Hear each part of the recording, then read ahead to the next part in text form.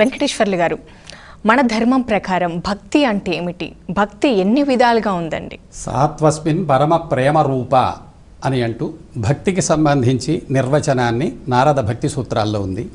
పరమాత్మయందు మనస్సును పరిపూర్ణంగా లగ్నం చేయడానికి భక్తి అనేటువంటి పేరు. ఈ భక్తిని 9 పద్ధతుల ద్వారా 9 విధానాల ద్వారా భగవంతుణ్ణి చేరుకోవటానికి అవకాశం ఉన్నది. ఒక్కొక్కళ్ళు ఒక్కొక్క మార్గాన్ని అవలంబించి ఆ భగవంతుని యొక్క అనుగ్రహ విశేషాన్ని పొందిన వాళ్ళు మనకు శాస్త్రంలో ఎందరో ఉన్నారు. శ్రవణం, కీర్తనం, విష్ణు స్మరణం, పాదసేవనం, అర్చనం, వందనం, దాస్యం, సఖ్యం, ఆత్మనివేదనం అని భక్తిని 9 విధాలుగా విభాగం చేస్తే ఒక్కొక్కళ్ళు ఒక్కొక్క మార్గాన్ని అవలంబించి పరమాత్మ యొక్క అనుగ్రహాన్ని పొందటం జరిగింది.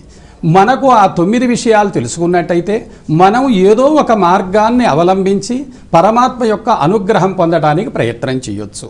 శ్రవణం అన్నాం అంటే భగవంతుని యొక్క దివ్యమైన లీలా విలాసాలు వినటానికి శ్రవణము అనేటువంటి పేరు. అలా విన్నటువంటి వాడు పరీక్షిన్నరేంద్రుడు అలా శ్రవణం చేసి ముక్తిని పొందారు. కీర్తనం భగవంతుని యొక్క దివ్యమైన విలాసాలన్నిటి కూడా కీర్తి చేయటము అనేటువంటి ఉద్దేశ్యం.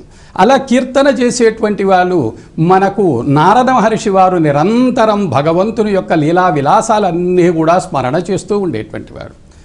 అదేవిధంగా విష్ణు పాదసేవనం భగవంతుని యొక్క పాదముల యొక్క సేవ చేయటం, భగవంతుని అర్చించటము అనేటువంటిది అంటుంటాం. అంటే ఏమిటి?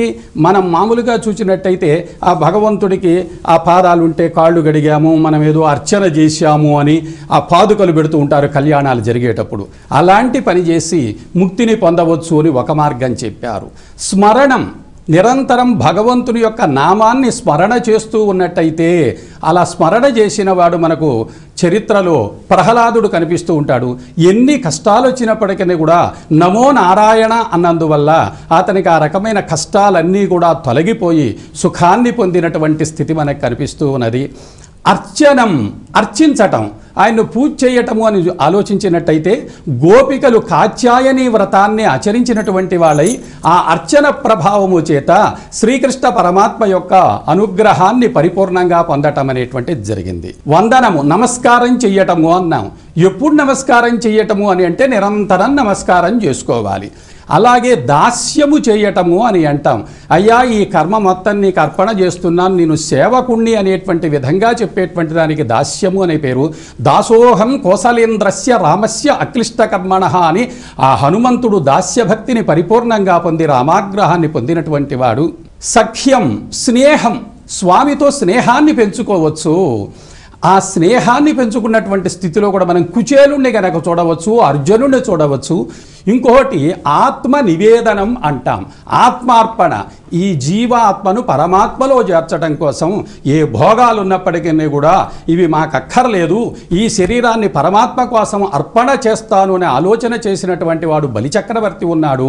ఈ విధంగా బలి ఆ పరమాత్మ యొక్క అనుగ్రహాన్ని పొందారు. అందుచేత మనం ఈ 9 విధాలైనటువంటి మార్గాలు భక్తి మార్గాలు తెలియజేయటం జరిగింది.